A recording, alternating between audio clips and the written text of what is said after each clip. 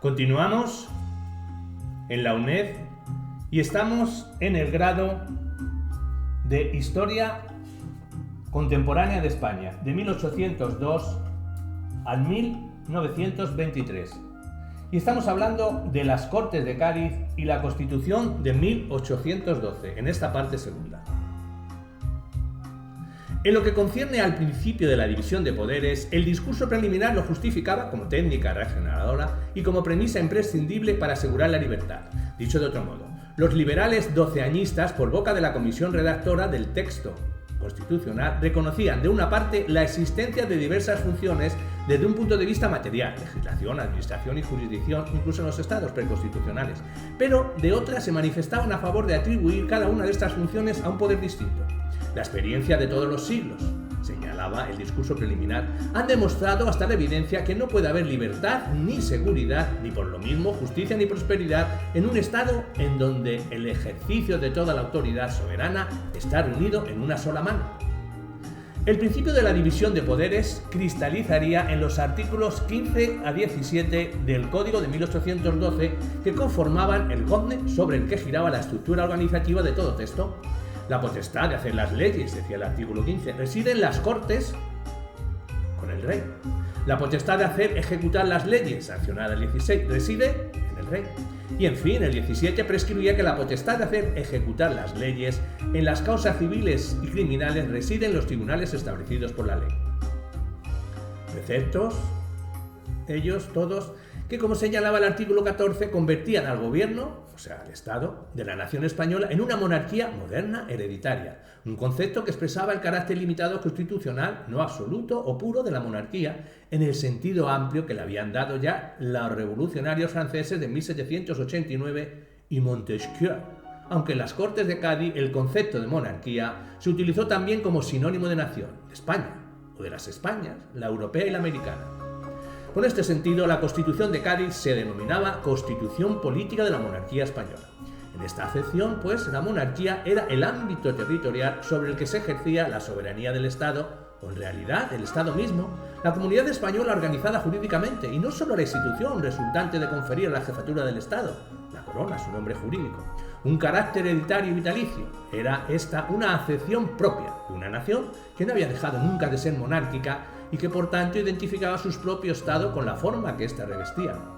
Resulta asimismo de interés señalar que en la reunión de la Comisión Constitucional, que tuvo lugar el 9 de julio de 1811, Espiga propuso que sería muy conveniente mudar los epígrafes que determinan la división de los tres poderes, poniendo, por ejemplo, en vez de poder legislativo, Cortes o representación nacional, en vez de poder o potestad ejecutiva, del rey o de la dignidad real, y en vez de poder judicial, de los tribunales, con lo que se evitaría que tuviera aire de copia del francés esta nomenclatura y se daría a la Constitución, aún en esta parte, un tono original y más aceptable. La Comisión aceptó esta sugerencia de Espiga y posteriormente la terminología propuesta pasó al texto constitucional y el título tercero se intitulaba de las Cortes, el cuarto del Rey y el quinto de los tribunales y de la Administración de Justicia en lo civil y criminal. El principio de división de poderes transformaba también radicalmente la vieja monarquía española. El rey ya no ejercería en adelante todas las funciones del Estado. Es verdad que la Constitución le seguía atribuyendo en exclusiva el ejercicio del poder ejecutivo, le confería una participación en la función legislativa a través de la sanción de las leyes y proclamaba que la justicia se administraba en su nombre. No obstante, en adelante serían las Cortes el órgano supremo del Estado. Un órgano que, conforme al principio de soberanía nacional, se componía de una sola cámara y se elegía en virtud de unos criterios exclusivamente individualistas. Para formar parte del electorado activo y pasivo, esto es, para elegir y ser elegido, no bastaba con ser español, sino que era preciso además ser ciudadano, con lo cual la Constitución de 1812 venía a reproducir la distinción que los constituyentes franceses de 1789 habían establecido entre ciudadanos activos y ciudadanos pasivos, y entre derechos civiles y derechos políticos. Distinción esta última que defendieron también los diputados liberales. El sufragio previsto en Cádiz, no obstante, aunque indirecto, era muy amplio si se compara con el que establecería más tarde la legislación electoral de la monarquía isabelina. lógica consecuencia del carácter más radical, aunque no democrático, del liberalismo doceañista, que en esta cuestión venía propiciado también por el protagonismo alcanzado por el pueblo durante la Guerra de la Independencia. Las Cortes desempeñarían la función legislativa, pues el monarca solo podía interponer un veto suspensivo a las leyes aprobadas en Cortes que únicamente retrasaba su entrada en vigor. Además, las Cortes, a través de sus decretos, podían regular unilateralmente, aparte de la reforma constitucional, otros decisivos aspectos del sistema político, algunos de los cuales podían afectar a la posición constitucional del rey, como acontecía con la regulación constitucional de la regencia e incluso con la posición de la corona, como ocurría con la regulación del derecho sucesorio. En realidad, en las Cortes recaía de forma primordial, aunque no exclusiva, la dirección de la política en el nuevo Estado por ellas diseñado. Las relaciones entre las Cortes y el rey se regulaban en la Constitución de Cádiz, de acuerdo a unas premisas muy similares a las que habían sustentado los patriotas franceses en la Asamblea de 1789, en las que se reflejaba la gran desconfianza del liberalismo revolucionario hacia el Ejecutivo monárquico. Para citar tan solo dos ejemplos, la Constitución prohibía al rey la disolución de las Cortes e impedía que los secretarios de Estado, todavía no se hablaba de ministro ni de gobierno como órgano colegiado, que fuesen a la vez diputados, en abierta oposición al sistema parlamentario de gobierno ya muy afianzado entonces en la Gran Bretaña, que Mirabeau había defendido en la Asamblea de 1789 y Blanco White en las páginas del Español. Pero la Constitución de Cádiz cambiaba asimismo la forma radical del ejercicio de la función jurisdiccional, que atribuía a unos jueces y magistrados independientes. Era esta una básica premisa liberal cuya defensa hacía el discurso preliminar, conectándola con la salvaguardia de la libertad y las seguridades personales, de acuerdo con lo que habían señalado Locke y Montesquieu. Conforme a los principios de soberanía nacional y división de poderes, la Constitución de Cádiz articulaba, pues, un Estado constitucional, muy parecido al que había vertebrado antes la Constitución francesa de 1791. Ahora bien, las diferencias entre uno y otro eran notables y se ponían de relieve en el mismo preámbulo. Aquí, en efecto, además de reiterarse el deseo verdadero, la leitmotiv del liberalismo doceañista de engarzar la Constitución con los viejos códigos de la monarquía medieval española, se hacía una invocación a Dios Todopoderoso, Padre, Hijo y Espíritu Santo, como autor y supremo legislador de la sociedad. En realidad, todo el texto de esta Constitución estaba impregnado de un fuerte matiz religioso, católico, inexistente en 1791. La Constitución de Cádiz carecía además de una declaración de derechos. No fue un olvido involuntario. Se rechazó expresamente una declaración de esta índole para no dar lugar a las acusaciones, por otra parte muy frecuentes, de francesismo. No obstante, el Código Gaditano reconocía algunos derechos individuales constitucionales al primer liberalismo. Así, el artículo 4, de claro sabor lockeano, señalaba: la nación está obligada a conservar y proteger por leyes sabias y justas la libertad civil, la propiedad y los demás derechos legítimos de todos los individuos que la componen. Por otro lado, el título quinto de esa Constitución decía: de los tribunales y de la administración de justicia, que reconocía algunas garantías procesales estrechamente conectadas a la seguridad personal, como el derecho al juez predeterminado por la ley, el derecho a dirimir contiendas por medio de jueces árbitros, el derecho de habeas corpus, la prohibición de tormento y la inviolabilidad de domicilio, mientras que el artículo 371 reconocía a todos los españoles la libertad de escribir, imprimir o publicar sus ideas políticas sin necesidad de licencia, revisión o aprobación alguna anterior a la publicación. Otros preceptos sancionaban la igualdad de todos los españoles ante la ley, ya se refiriesen a la igualdad de fueros o en este caso al margen del título quinto, a la igualdad en el cumplimiento de las obligaciones fiscales, como disponían los artículos 8 y 339. Por su parte, el artículo 373 reconocía el derecho de petición. Todos estos derechos se concebían, como había ocurrido en la Francia de 1789, como derechos naturales, solo transformados en derechos positivos mediante el necesario concurso del futuro legislador. Incluso el artículo 308 señalaba que si en circunstancias extraordinarias la seguridad del Estado exigiese en toda la monarquía, o en parte de ella, la suspensión de algunas formalidades prescritas en este capítulo, esto es, el tercero del mencionado título quinto, para el arresto de los delincuentes podrán las Cortes decretarla por un tiempo determinado. con lo cual muchas de las garantías procesales antes mencionadas quedaban reducidas a meras formalidades que las Cortes podían suspender. Pero lo que importa ahora señalar es que un derecho de tanta importancia como el de la libertad religiosa, reconocido en el constitucionalismo inglés, americano y francés, no aparecía por parte alguna en el Código Español de 1812. Antes, al contrario, el artículo 12 de ese texto consagraba la confesionalidad católica del Estado de manera rotunda. La religión de la nación española es y será perpetuamente la católica, apostólica, romana, única, verdadera. La nación la protege por las leyes sabias y justas y prohíbe el ejercicio de cualquier otra.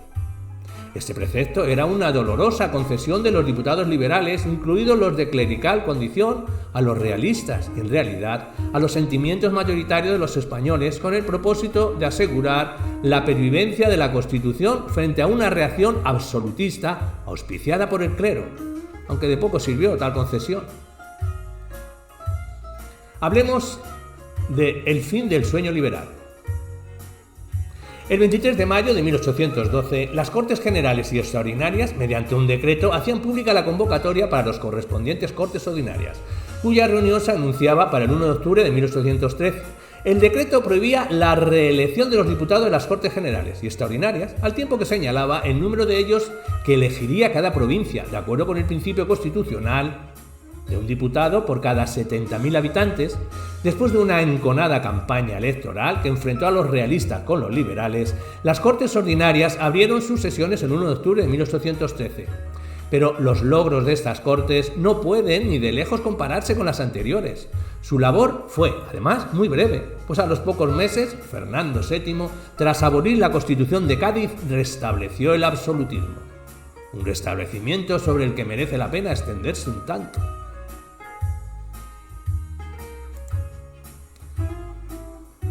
De acuerdo con el tratado que en diciembre de 1813 Napoleón y Fernando VII habían firmado en Wallenstein, en cuyo castillo este último había permanecido cautivo durante estos años, el deseado debía regresar a España como monarca legítimo. Pero tanto el Consejo de Regencia como las Cortes reaccionaron con indignación ante la firma de ese tratado que ponía en entredicho las competencias constitucionales de los representantes de la nación española y los acuerdos de alianza con la Gran Bretaña. Los diputados realistas se manifestaron también en contra del acuerdo de Wallenstein, al pensar que no era más que una estratagema de Napoleón, e incluso se sumaron a los liberales, al exigir que la nación española se abstuviese de jurar fidelidad al rey mientras éste no jurase ante las Cortes acatar la Constitución. En marzo de 1814, con este ambiente tan poco propicio aparentemente para restaurar el absolutismo, Fernando VII abandonó su retiro francés y se trasladó a España. Ahora bien, en vez de ir directamente a Madrid, como las Cortes le habían indicado, prefirió desviarse, yendo primero a Zaragoza y más tarde a Valencia, a donde llegó el 16 de abril. Esta maniobra le permitió tantear el ambiente y evacuar consultas con sus consejeros más allegados y con el embajador inglés en España, Henry Wellesley, hermano del duque Wellington. Tanto sus consejeros, entre los que destacaban los generales Eguía y Elió, como el embajador se mostraron favorables a derogar la Constitución de Cádiz. Una opinión que compartía el propio duque de Wellington, todo un héroe nacional en España y por supuesto en Inglaterra, aunque éste desease que Fernando VII se comprometiera a vertebrar una monarquía constitucional, al estilo de la inglesa, y de la que estaba a punto de establecerse en Francia mediante la Carta de 1814, aprobada por Luis XVIII en mayo de ese mismo año. Algunos sectores realistas no deseaban tampoco que Fernando VII se limitase a restaurar el orden de cosas anterior a 1808. Una prueba de ello es el llamado Manifiesto de los Persas, que en abril de 1814 suscribieron 69 miembros de las Cortes Ordinarias. Sus signatarios, a la cabeza de los cuales figuraba Bernardo Mozo de Rosales, su probable redactor, ponían en la picota la obra de las Cortes Constituyentes, y muy en particular el texto constitucional de 1812, por entender que no había hecho más que introducir en España las ideas subversivas e impías de la Revolución Francesa, ajenas por completo a la tradición nacional española.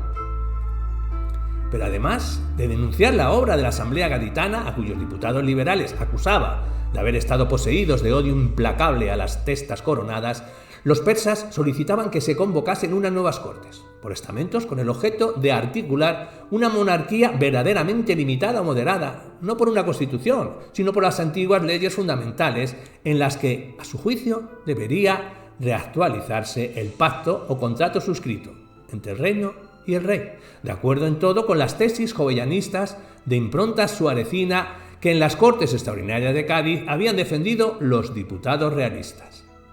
Tampoco faltaban en el manifiesto las consabidas alusiones a la derrota de los comuneros, a la decadencia de las Cortes y al despotismo ministerial, alusiones que eran ya un lugar común en el ambiente intelectual y político de la época, y que en este caso procedían de los escritos de Martínez Barina, particularmente de la teoría de las Cortes, que había visto la luz del año anterior. Los persas no tuvieron reparos en utilizar esta obra de forma sesgada. Así, en efecto, pese a algunas coincidencias más aparentes que reales, las consecuencias políticas que extraían de ella eran ciertamente distintas, por no decir opuestas, de las que sustentaba el sabio historiador asturiano. Si éste defendía en su teoría una monarquía basada en la soberanía nacional, en la que el rey debía limitarse a ejecutar los acuerdos de unas cortes representativas de la nación, los firmantes de este manifiesto no ponían en entredicho la soberanía del rey ni la monarquía absoluta, a la que calificaban de obra de la razón y de la inteligencia, sino que se limitaban a aconsejar su moderación y templanza, mediante unas cortes estamentales y unos límites extremadamente vagos. Históricamente habían demostrado con creces su inoperancia, sin que faltase tampoco un alegato a favor del restablecimiento del Tribunal de la Inquisición, protector celoso y expedito para mantener la religión, sin la cual no puede existir ningún gobierno. No se trataba, pues, de una alternativa de carácter liberal de constitucionalismo doceañista, que buscase construir una monarquía al estilo de la que existía en la Gran Bretaña, o de la que un mes más tarde articularía la Carta Francesa de 1814, una alternativa que Blanco-White defendería desde su exilio londinense, sino de un intento vano e inane a la postre y acaso ya desde un principio de reformar la monarquía tradicional, esto es, la anterior a 1808, sin poner en entredicho sus fundamentos doctrinales básicos. El objetivo inmediato de los persas era sin duda el de alentar al monarca para que mediante un golpe de estado, el primero de nuestra historia, aunque no ciertamente el último, derribase la obra de las Cortes. Esto era, al fin y al cabo, lo que venían a solicitar cuando al final de su escrito decían: no pudiendo dejar de cerrar este respetuoso manifiesto en cuanto permita el ámbito de nuestra representación y nuestros votos particulares con la protesta de que se estime siempre sin valor esa Constitución de Cádiz y por no aprobada por vuestra majestad y por las provincias, aunque por consideraciones que acaso influyan en el piadoso corazón de vuestra majestad, resuelva en el día jurarla, porque estimamos las leyes fundamentales que contiene de incalculables y trascendentes perjuicios que piden la previa celebración de unas Cortes especiales, legítimamente congregadas en libertad y con arreglo en todo a las antiguas leyes. La solicitud de los persas tuvo su respuesta en el decreto que el monarca expidió en Valencia el 4 de mayo, a tenor del cual se derogaba la Constitución de 1812 y todos los decretos aprobados para las Cortes de Cádiz, declarándolos nulos y de ningún valor ni efecto, ahora ni en tiempo alguno, como si no hubiesen pasado jamás tales actos y se quitasen de en medio del tiempo los argumentos que utilizaba Fernando VII para justificar esa derogación, el ilegítimo origen de las Cortes de Cádiz y la intimidante actuación de los liberales dentro de ellas recuerdan a los que habían esgrimido poco antes los persas, si bien es verdad que eran de manejo común en los círculos realistas desde 1810. Acusaba a Fernando VII a las Cortes de haberse convocado de un modo jamás usado en España, aunque en los tiempos más arduos, al no haber sido llamados los estados de nobleza y clero, aunque la Junta Central lo había mandado. Las Cortes, a juicio del deseado, la habían despojado de su soberanía desde el mismo día de su instalación, atribuyéndola nominalmente a la nación, para apropiársela así ellos mismos y dar a estas después, sobre tal usurpación, las leyes que quisieron. A juicio del monarca, la Constitución se había impuesto por medio de la gritería, amenazas y violencia de los que asistían a las galerías de las Cortes, y a lo que era verdaderamente obra de una facción se le revestía del especioso colorido de voluntad general. Pero, más que el origen, lo que principalmente impugnaba a Fernando VII en este decreto era el contenido de la Constitución doceañista, sobre todo la radical modificación que ésta había introducido en la posición del monarca en el seno del Estado. Casi toda la forma de la antigua Constitución de la monarquía se innovó y copiando los principios revolucionarios y democráticos de la Constitución francesa de 1791 y faltando a lo mismo que se anuncia al principio de la que se formó en Cádiz, se sancionaron no leyes fundamentales de una monarquía moderada, sino las de un gobierno popular. Un jefe o magistrado, mero ejecutor, delegado, que no rey, aunque allí se le dé este nombre para alucinar y seducir a los incautos y la nación. Pero en este decreto, Fernando VII no se limitaba a anular la inmensa obra legisladora de la Corte de Cádiz, en la que se condensaba todo un programa revolucionario y modernizador que el liberalismo español más avanzado trataría de poner en práctica a lo largo del siglo, sino que se mostraba partidario de limitar la monarquía en la dirección señalada por los persas en su manifiesto. Aborrezco y detesto el despotismo. Ni las luces y cultura de las naciones de Europa lo sufran ya. Ni en España fueron déspotas jamás sus reyes, ni sus buenas leyes y constitución lo han autorizado. Para limitar la monarquía o para templarla, palabra quizá más exacta, con estos propósitos, Fernando VII se comprometía a convocar las Cortes y hacer todo lo posible para asegurar la libertad y la seguridad, cuyo goce imperturbable distingue a un gobierno moderado de un gobierno arbitrario y despótico. El rey, sin embargo, hizo caso omiso de estas vagas promesas reformistas. Así, en efecto, nada más comenzar su reinado, impulsó, o en este caso más acertado fuera decir que continuó, la represión política contra los afrancesados que todavía permanecían en España, por la mayor parte de ellos, como Javier de Burgos, Leandro Fernández Moratín y el poeta Menéndez Valdés, se habían visto obligados a emigrar a Francia en 1813, acompañando a las derrotadas tropas invasoras. Pero la represión fue particularmente cruel con los liberales. Aquellos que consiguieron salvar su vida se vieron obligados a exiliarse a partir de 1814, como les ocurrió, entre otros muchos, al conde de Toreno y Álvaro Flórez Estrada, quienes huyeron a Inglaterra, desde donde el primero pasaría a Francia. Algunos destacados liberales, como Agustín Argüelles, Francisco Martínez de la Rosa y Calatrava, tuvieron peor suerte y fueron encarcelados en alejados y lóbregos presidios en los que tendría tiempo sobrado para reflexionar sobre el fracaso del sistema constitucional. A la par que llevaba a cabo esta política violentamente represiva, Fernando VII y su camarilla se dispusieron a restablecer el antiguo orden cosas, restaurando el Consejo Real y la Inquisición, entregando la enseñanza a los jesuitas, quienes regresaron por primera vez a España desde que fueran expulsados por Carlos III, y desde luego devolviendo al clero y a la nobleza los privilegios que las Cortes de Cádiz habían suprimido al abolir los señoríos y los mayorazgos y al aprobar otras muchas medidas destinadas a liquidar la vieja sociedad estamental. Las libertades públicas se eliminaron por completo, prohibiéndose prácticamente todos los periódicos, a excepción de la Gaceta de Madrid y del Diario de Madrid. A diferencia, pues, de lo que ocurrió en Francia tras la revuelta de Luis XVIII, el regreso de Fernando VII produjo una auténtica restauración de la monarquía absoluta y, en realidad, una exageración de sus rasgos más reaccionarios, como los de carácter represivo y clerical, pues al fin y al cabo los anteriores Borbones habían venido apoyando buena parte del programa de la Ilustración, al menos hasta 1789.